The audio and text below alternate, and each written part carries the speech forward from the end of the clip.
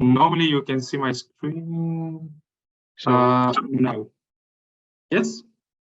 Just a moment. Yes, now we can see the screen. Okay, perfect. Then I need to... Okay. Thanks a lot for this nice introduction. So indeed, I'm Seppe Terryn and I'm a postdoc at the Vrije Universiteit of Brussels, but also at IMEC.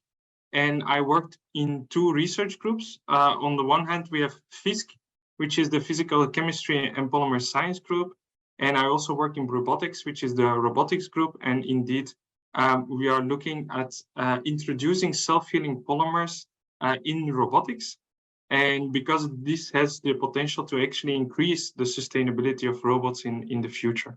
Now, before I will dive into our research that we do at VUB, I will indeed give a short introduction on the topic of this webinar.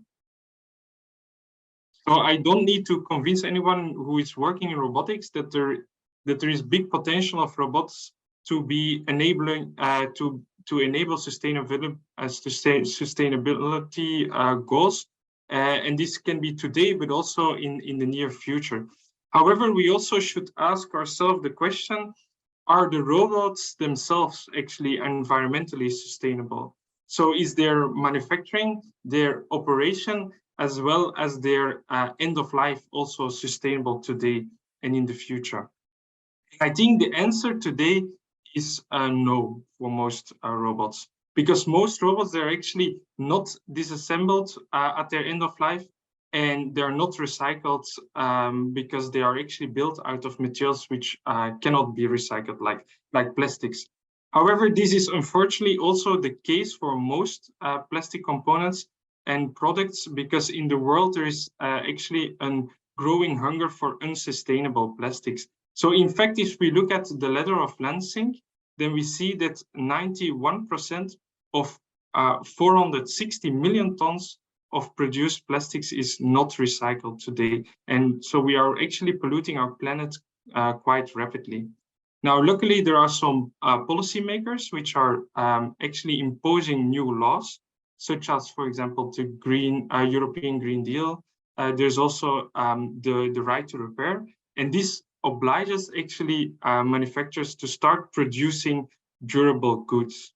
However, to follow this new legislation, we actually need to act today. And also in robotics, we have to act today. So the question is, how can we make our robots more environmentally sustainable?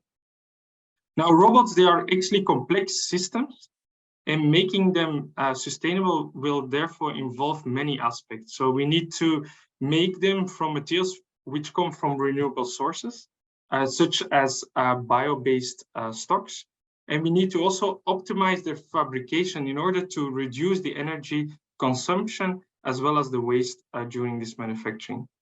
During their operation, then, we also need to make them more efficient. So we need to look at more efficient actuation and control. We need to improve the energy storage, and also look at potentially doing energy harvesting with our robots. Then we need to also increase their lifetime to make them more sustainable. So we need to make them more robust and resilient, and maybe also add self-healing ability to these robots.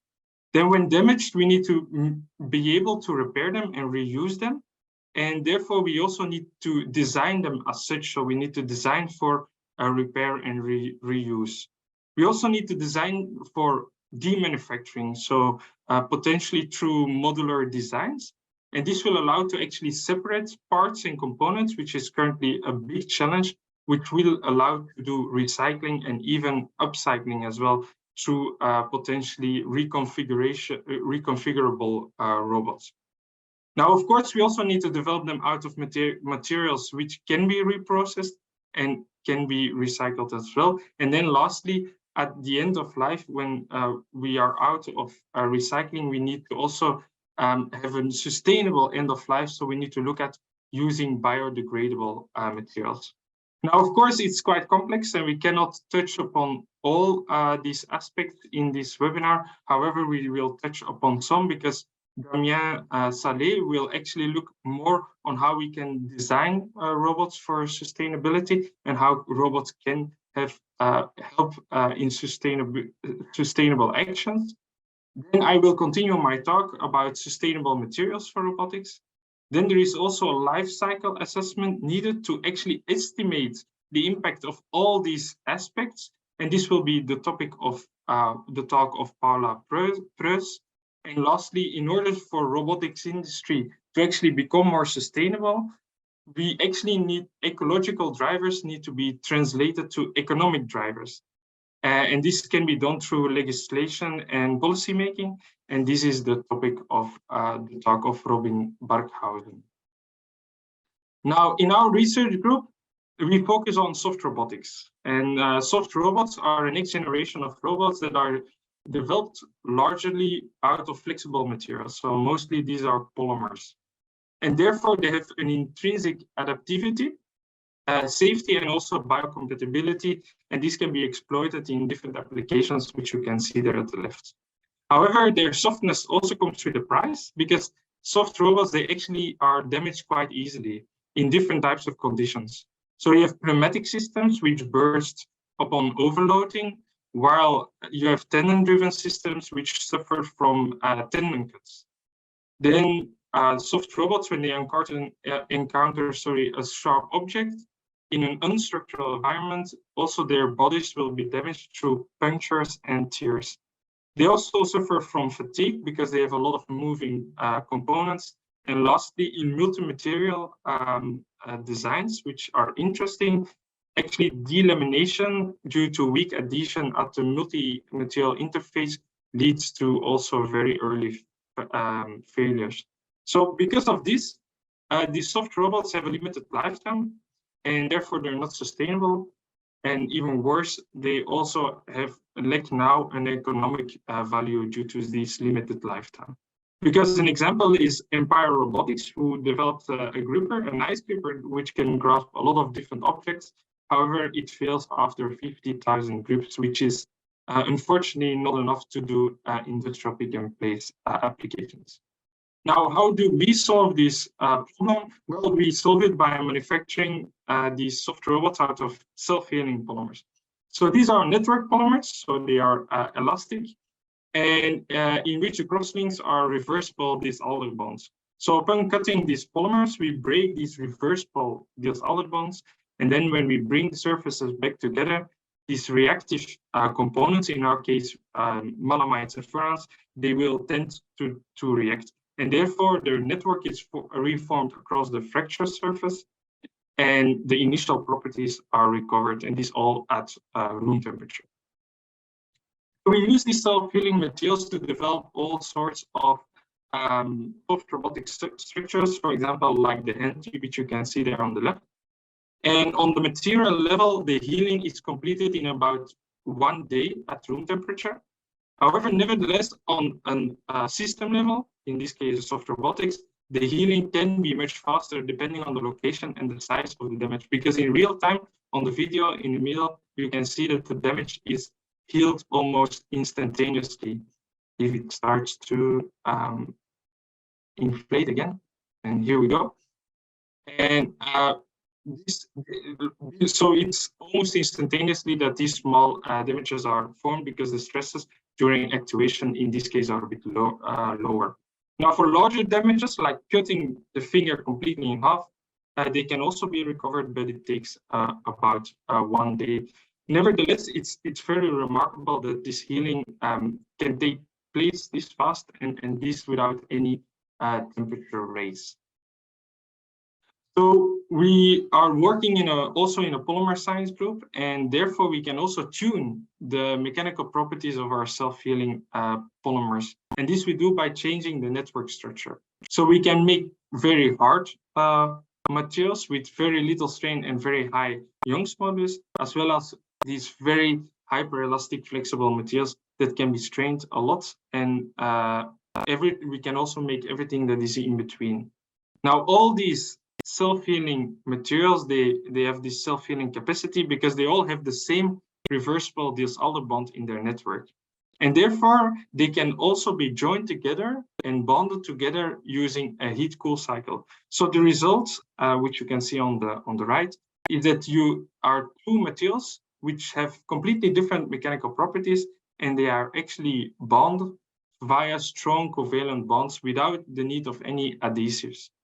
And in multi-material tensile samples, which you can see at the right, the fracture occurs not at the interface, but actually at the weakest material of the two. Now, this property allows to create more robust soft robotics. And in soft robots, multi-material design is actually quite important because you can increase the performance of your system by actually working with two different materials. Like the fingers, for example, on the hand, they bend much better if the bottom layer is stiffer. However, the interface between these materials with different flexibility or stiffness in soft robots is usually very problematic because after some time, they actually start to delaminate at the interface, which are actually kept together only via weak adhesive forces. Now, with the materials that I use, like I presented in the previous slide, we don't have this problem. And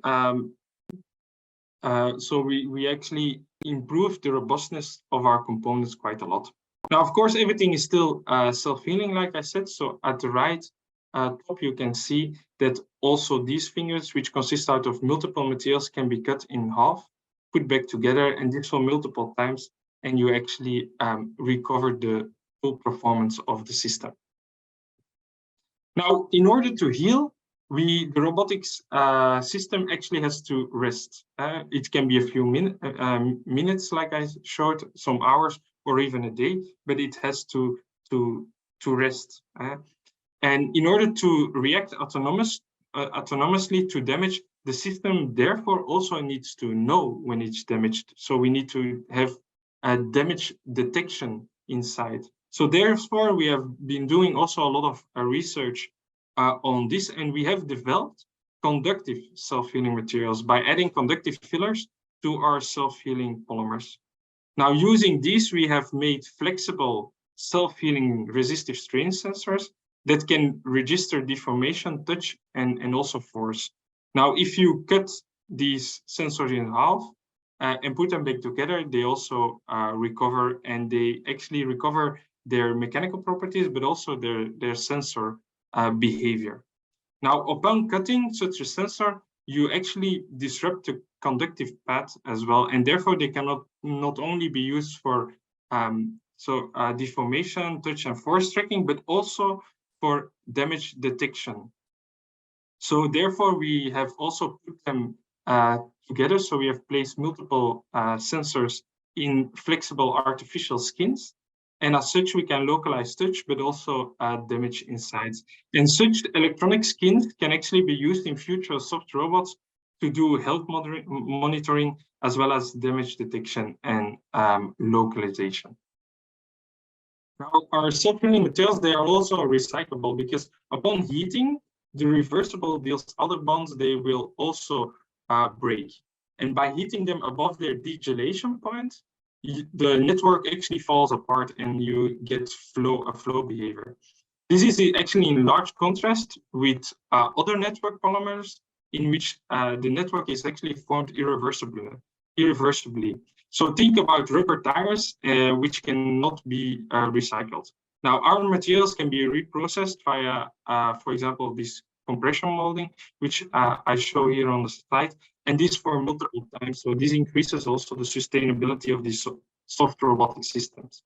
Now, the degelation point is also not so high. It's between 120 and 150 degrees, and the viscosity is also very low. And therefore, only low temperatures and low pressures are needed in order to reprocess them, and which of course results also in lower energy consumption during manufacturing, which is also important for us to check. They can also be 3D printed via fused filament fabrication, and in contrast to other elastomers, which cannot be. And in addition, you can actually achieve very high isotropy with our self-healing materials when you print them. Anisotropy is actually a very big issue in the 3D printing because the mechanical properties in the direction perpendicular to the printing layers is very weak. Now, during printing with our self-healing materials, you actually, while you deposit the line, you actually start developing strong covalent bonds between the layers that you are printing. And this leads to very strong interlayer strength. So the result is that we can print actually more robust 3D, more robust structures, which also make them, which also will lead to an increase in their lifetime and make them more sustainable.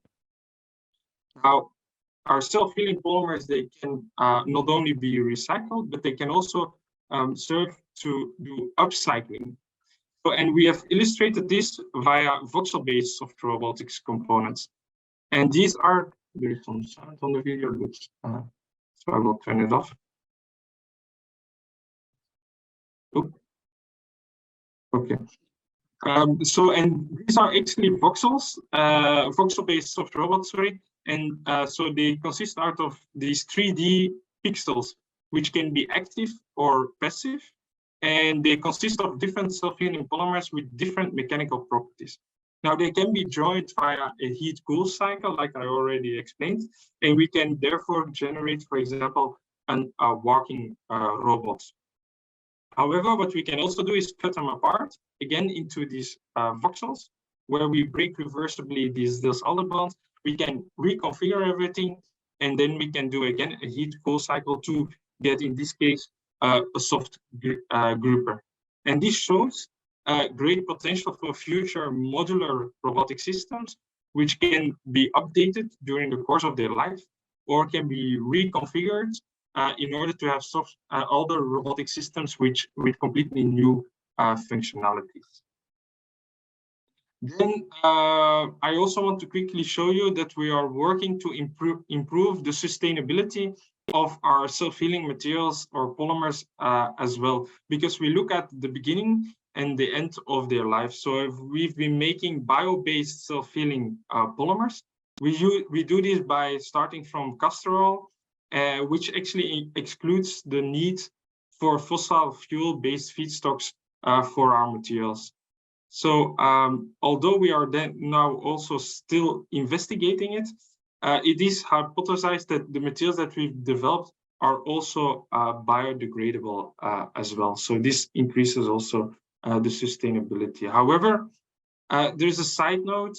It should be mentioned that being bio-based and biodegradable doesn't necessarily mean that your materials are more sustainable. So therefore, you need to actually do a life cycle assessment in order to really see if your materials or your parts are more sustainable. And this is the topic of the talk of Paula. Now here an overview of the sustainability potential of the technology that we've developed. So I've discussed that we use self-healing polymers, which allow to make more robust components by excellent interfacial strength, which can increase the lifetime of our components. Now, this lifetime can be further extended by using self-healing, which can be made autonomous by using our damage detection. Now, parts can also be upcycled via reconfiguration, as well as recycled via mechanical reprocessing, for example, by doing extrusion and again, 3D printing. And then lastly, we further increase our sustainability by using renewable resources for our synthesis, and which are have the potential to be bio-based as well. Now, I'm really convinced that by doing this type of research, which is multidisciplinary, that we can make soft robots more economical in the future, such that they actually can be largely adopted in existing industrial applications, which eventually also will be more sustainable. Now, in addition, by creating sustainable robots, we also allow to use them outside in applications beyond controlled industrial environments. I think this is important to look at what robots can be outside of factory environment. And lastly, I want to also mention that robotics is an excellent field to push sustainability, as it is dominated by expensive materials and components. So therefore, I also believe that a lot of findings that will happen in robotics can eventually be transferred to a lot of other applications, much more beyond robotics. So of course, I would like to end my presentation with thanking the large team that we have, which is between two groups, robotics and FISC, all working on self-healing robotics. And we have a great collaboration, which we will continue in the future. So thanks a lot. And of course, if there are questions, I can answer them after all the presentations.